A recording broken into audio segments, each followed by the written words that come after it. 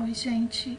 O meu nome é Leila Pio, sou professora da Universidade Federal de Lavras, trabalho com fruticultura tropical e também sou colaboradora da startup AgroAqui. E nesse vídeo de hoje nós vamos falar sobre pomar doméstico. Gente, então nesse vídeo vocês vão ver como dimensionar um pomar doméstico, como implantar, quais os cuidados devem ser tomados, né? Muitas informações importantes que para quem, né, necessita implantar um pomar doméstico, seja num sítio, seja numa chácara, numa fazenda ou num quintal grande. Então, qual que é a importância de um pomar doméstico? A importância está no fornecimento sistemático de frutas in natura ou processadas, já que a pessoa, né, vai ter esses frutos à disposição, então vai poder fazer bolos, geleias, doces, vários pratos com essas frutas para o consumo da própria família e assim contribuir para a melhoria do nível de saúde, já que a gente sabe da importância das frutas, né, para melhorar as condições nutricionais e de saúde das pessoas. A primeira etapa para a gente implantar um pomar doméstico é escolher as espécies e variedades que queremos no nosso pomar. Então, é muito importante tomar alguns cuidados, por exemplo, abacateiro. Para escolher as variedades de abacateiro, nós temos que ter muita atenção, porque precisamos de espécies ou variedades, né, do grupo A e também do grupo B, porque se tiver só variedades do grupo A, não vai haver produção. Se tiver só do grupo B, também não, porque uma precisa polinizar a outra. Então, pelo menos em 1 para 10, a gente tem que ter essas duas variedades. Então, eu posso pôr uma do grupo A para 10 do grupo B, ou vice-versa. O mínimo é 1 para 10, tá? Vocês podem colocar 2 para 8, 5 para 5, não tem problema. Mas sempre plantar do grupo A e do grupo B. Então, nós temos essas variedades, né? Geada do grupo B, Quintal do grupo B, Fortuna do grupo A, Ouro Verde do grupo A, Breda B, Margarida B, Fuerte B e Hass A. E tem muitas outras variedades, esses aqui são apenas exemplos. Nós temos aqui algumas variedades de abacaxizeiro, as mais modernas, né? Imperial, Ajubá, Vitória, Ser Fantástico, Perolera. As variedades mais antigas, que é o Pérola e o Smooth Cayenne, eles não são muito recomendadas pelos problemas com fusariose, que é a principal doença do abacaxizeiro. Então é melhor pegar variedades mais modernas que já são resistentes a esse problema. Pitaia, a gente sugere que sejam variedades que se autopolinizam, né? Royal Red, Boreal Red de polpa vermelha, Vietnamese White de polpa branca e muitas outras. Se não for o que o produtor chama de autofértil, né? É importante que se misture bastante as variedades, pelo menos 2 em cada mourão, uma de um tipo e outra de outro, para a gente ter essa proximidade das flores para as abelhas fazerem essa polinização, caso não faça manual, né? Mas se escolher as variedades autoférteis, né, é mais interessante, é menos trabalho.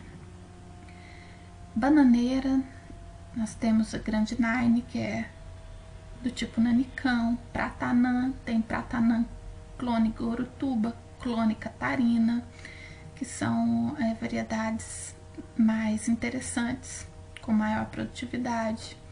A Princesa, que é um tipo de maçã, né? Lembra muito maçã, embora não seja do mesmo grupo, mas é bem interessante, né? Pode ser usada. Goiabeira, Pedro Sato, Paluma, Cortibel. Essa Cortibel, ela tem um sabor muito doce, ela é muito interessante para pomar doméstico. laranjeira é interessante ter variedades que são tardias, precoces e medianas, porque aí a gente estende bastante a janela de produção, é muito interessante. O limoeiro, temos o Tahiti e o siciliano, embora o Tahiti seja uma lima ácida, né? O siciliano, sim, é o limão verdadeiro, mas ambos são excelentes para pomar doméstico. Mangueira, Palmer, Ubar, Tommy Atkins, Aden e muitas outras, né? Tem a Kent, a Kate, variedades novas. Maracujazeiro, nós temos o maracujazeiro azedo, o amarelo, pérola do cerrado, que também foi selecionado pela Embrapa recentemente, muito bom, e o doce. Tangerina, Poncã, Montenegrina, Decompom, Satsuma, né? Então existem várias opções. Esse aqui são só algumas espécies, alguns exemplos de variedade de cada espécie, mas existe uma gama imensa de frutas que podem ser colocadas no pomar doméstico. Escolha do local. Então nós temos um sítio, né? Vamos imaginar um sítio fictício em que o produtor ele tem uma pequena área apenas destinada a esse pomar doméstico. O resto é tudo preenchido com outras atividades agrícolas, pecuária que ele tem. Então aí nós vamos ter que escolher o melhor local. Mas às vezes esse local é limitado em relação a espaço, em relação a outros problemas, e aí nós vamos ter que nos virar com aquele espaço que foi destinado para o pomar, né? O importante é que os solos sejam profundos, né? Que tenham pelo menos 1 metro sem qualquer tipo de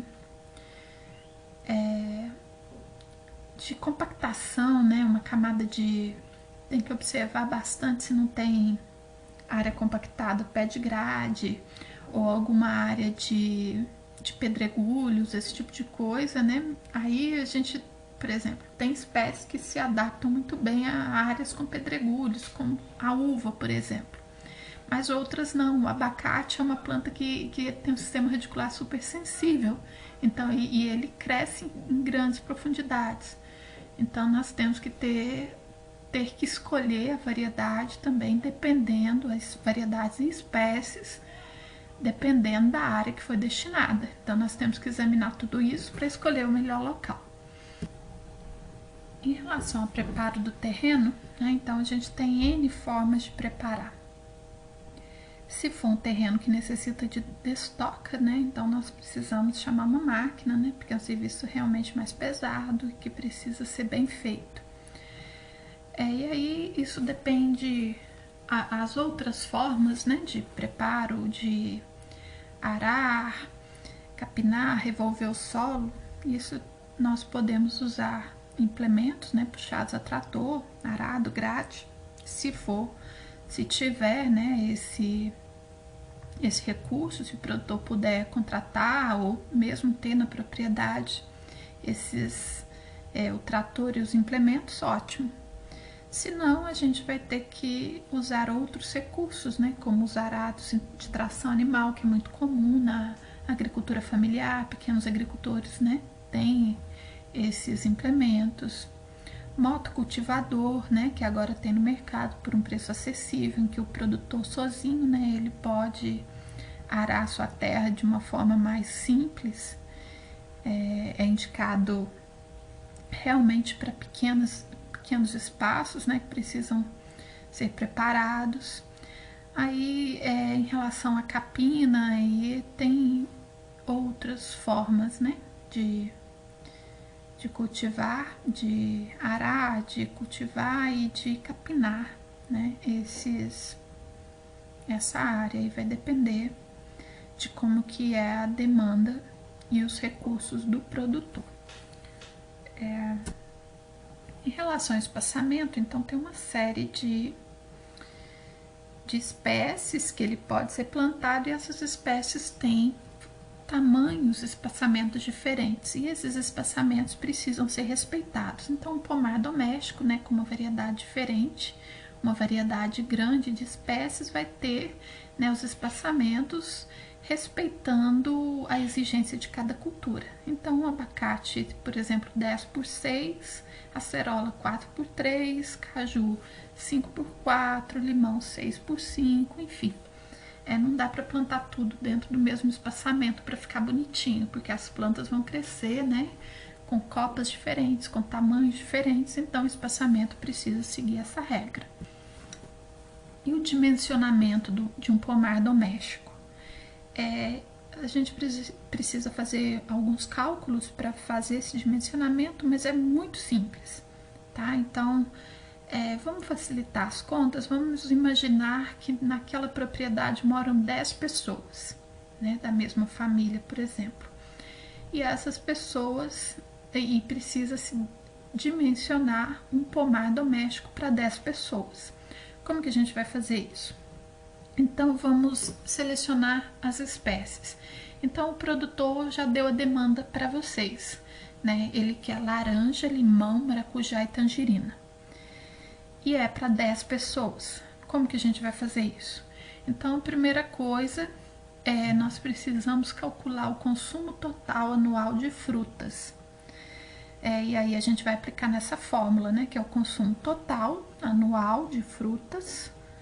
Vai ser igual ao consumo per capita, né, por cada pessoa, vezes o número de pessoas. Muito simples. E como que a gente vai saber qual que é essa quantidade per capita que a gente precisa, que é recomendado pela Organização Mundial da Saúde, por exemplo? Então, as frutas foram divididas em 3 grupos, grupo A, B e C, em relação à porcentagem de carboidrato. Então, por exemplo, frutos com menos carboidratos, né, até 10% de carboidrato, é recomendável, né, que se consuma 200 gramas por dia, ou seja, 70 quilos por ano, cada pessoa. E aí, que frutas são essas? Aí, ó, abacate, abacaxi, amora, araçá, caju, jabuticaba, citro de forma geral, maracujá, enfim, essas plantas a gente pode consumir até 200 gramas por dia. Grupo B, que são os frutos com mais carboidratos, que vai de 10 a 15%, aí já são frutos mais doces, né? Ameixa, figo, fruta do conde, maçã, manga, mamão, pera, 150 gramas por dia ou 55 quilos anuais.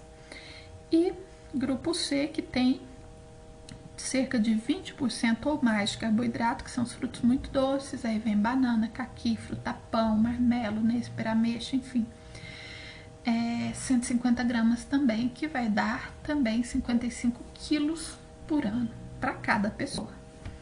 Então, voltando àquela formulazinha, nós precisamos de consumo total é igual ao consumo per capita versus o número de pessoas.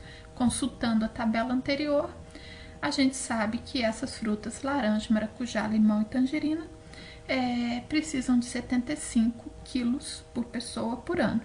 Isso vezes 10 pessoas, que é o número de pessoas que tem na propriedade, 700 quilos por ano de frutos.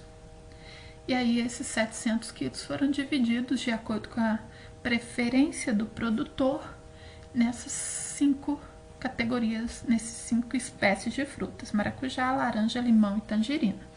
Então, ele quer que maracujá tenha 100 quilos por ano, laranja 400, limão 50 e tangerina 200.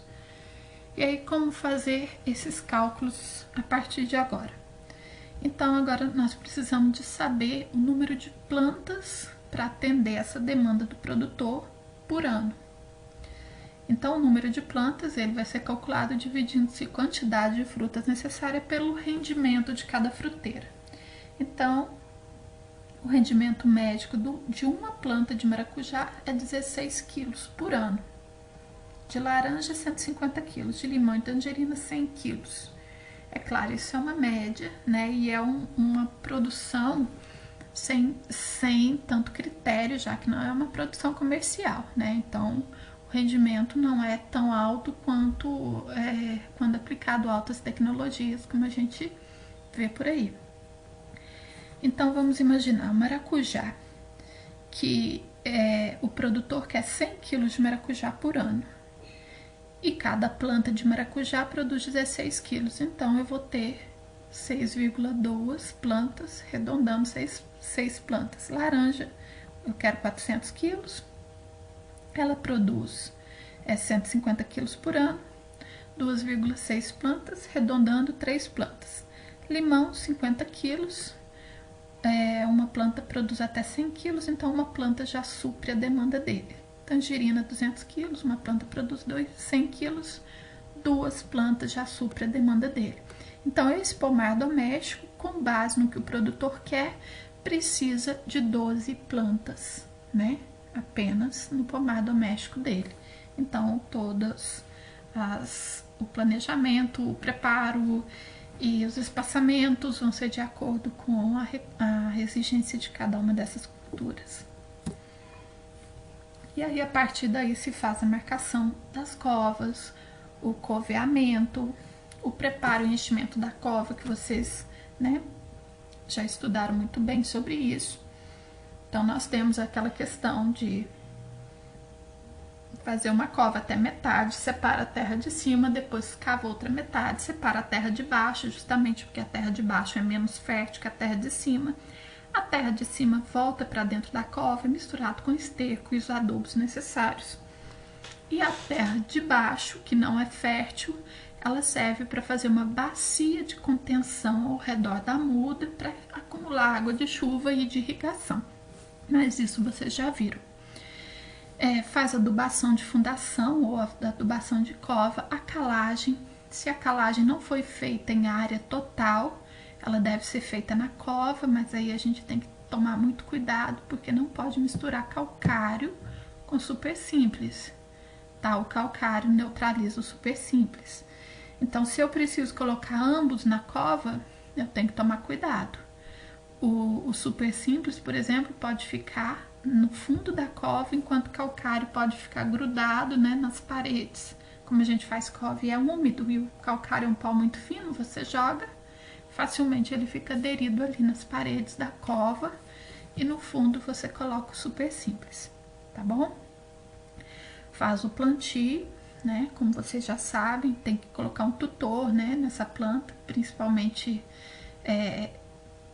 pitaia é obrigatório, mas outras frutíferas como manga, por exemplo, citros, enquanto ela está com uma muda muito novinha, ela precisa de um tutor, até que o seu tronco, né, ganhe força e essa planta não tombe, né? E depois as adubações de cobertura, que começa com 30 a 40 dias depois do plantio, a depender das espécies. E aí faz de acordo com a recomendação do solo e de cada cultura. Todos os tratos culturais necessários, né, devem ser respeitados de forma bem rigorosa, como as capinas, a irrigação, principalmente quando é no início, né, essas plantas elas precisam de bastante água. Controle de pragas e doenças, esses controles, né, como é um pomar doméstico, a gente não recomenda o uso de produtos químicos, né, a não ser que não tenha outro jeito, mas é sempre bom a gente procurar produtos alternativos.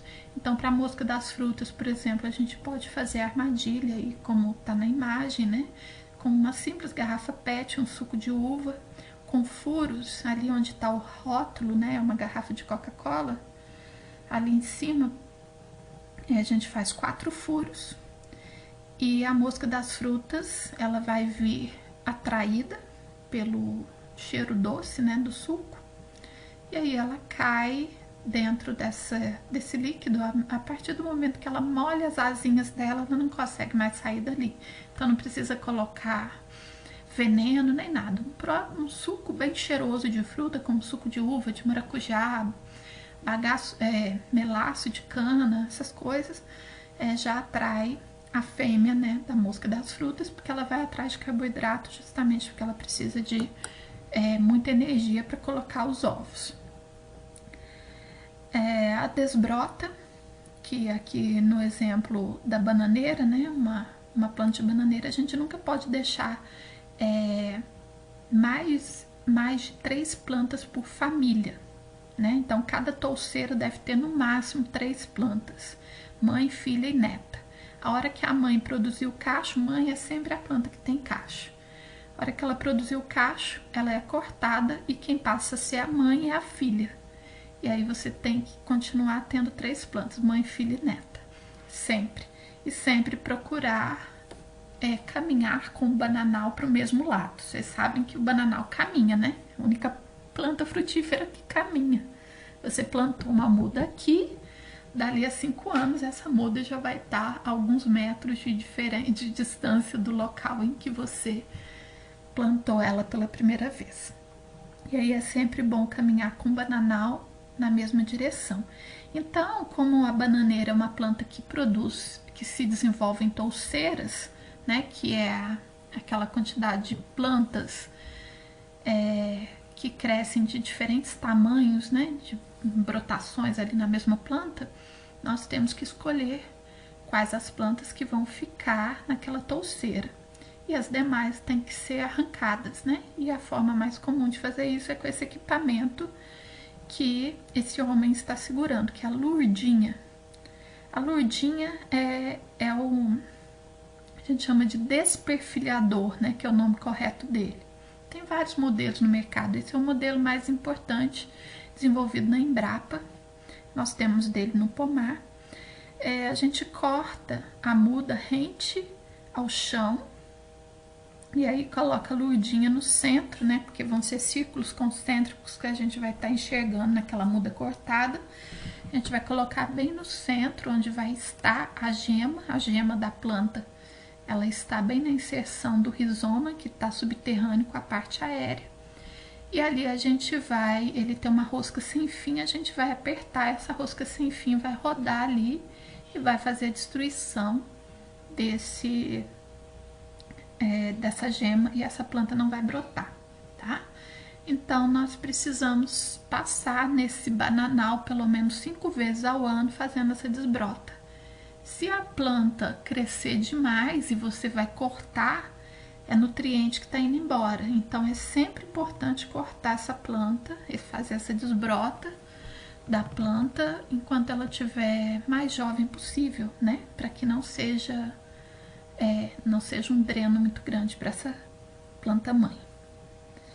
E as podas, né? Realizar as podas de diferentes maneiras, como exige as diferentes culturas que vocês estão cultivando nesse pomar doméstico. Consorciação é sempre importante, então sempre que possível, principalmente na fase inicial da instalação do pomar, em que tem bastante insolação e bastante espaço nas entrelinhas, pode-se usar culturas anuais ou mesmo frutíferas de pequeno porte para aproveitar a área, né? Já que terra é caro, então a gente tem que aproveitar a terra de todas as formas, todos os cantinhos, todos os metros quadrados possíveis para a produção de alimentos. E aí tem uma série de opções, inclusive com colocando animais na área, como a gente já viu, né? Então é possível. E quanto mais variedades diferentes, quanto mais diversidades, melhor é em relação ao meio ambiente. Mas é menos pragas, é menos doenças, né? Quanto mais diversidade, menos pragas. Então a gente pode fazer esse pomar doméstico dimensionar de forma que a gente consiga colocar o maior número de espécies possíveis. É sempre mais, quanto mais espécies, mais interessante fica esse pomar, né? E a colheita das plantas frutíferas, a gente tem que tomar todos os cuidados. Sempre cortar o pedúnculo, nunca arrancar. Quando você vai arrancar um fruto, por exemplo, tangerina, se você arranca, a parte da casca fica, né, na planta. E aí vai ter aquela entrada o fruto vai estar desprotegido e ele vai se perder muito mais rápido, né? Então é sempre bom cortar com uma tesoura, fazer um corte bem limpo, bem reto, pra gente não ter nenhum tipo de problema. E se vocês gostaram desse conteúdo, então dê um joinha pra gente e siga a gente nas redes sociais, tá bom? Muito obrigada!